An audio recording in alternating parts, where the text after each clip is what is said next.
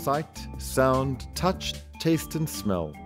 Whenever I design, I always appeal to the 5 senses and use each one of them to enhance the story that I'm telling. You may not think about it, but we use the 5 senses every day, and you'll want to consider each of them carefully when creating the ambience at your wedding. The 5 senses of our life are so important to us all the time, so I actually think it's a great roadmap for designing your wedding.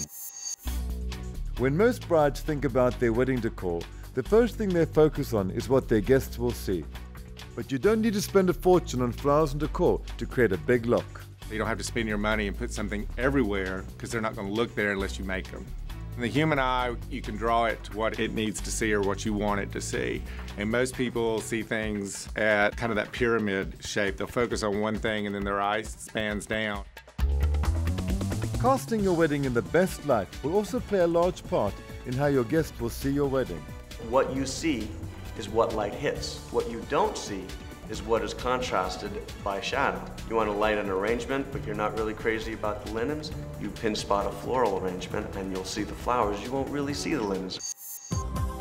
But your sense of sight is only part of the experience. The sense of smell can do wonders for how your guests feel at the wedding. Be careful of fragrant candles. I prefer not to have the smell of gardenia at the dinner table when I'm dining on a rack of lamb. I really love to do home-baked cookies at the end of the evening, so again, you get that smell in it, and it reminds people, what does it do? It makes them feel like family. Closely connected to your sense of smell is, of course, your sense of taste.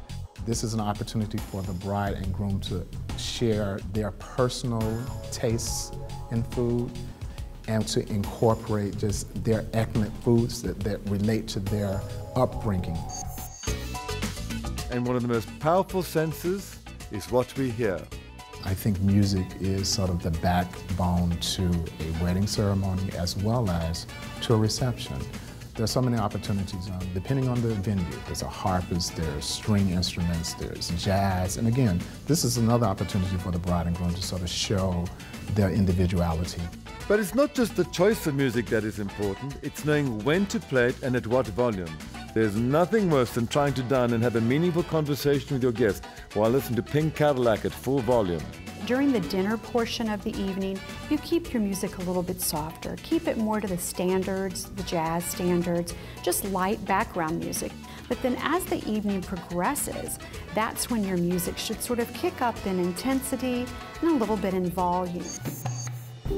And while not so obvious, the sense of touch will also create the feeling of your wedding, like a well-starched 24-inch napkin that sits in your lap for 1.5 hours during the dinner.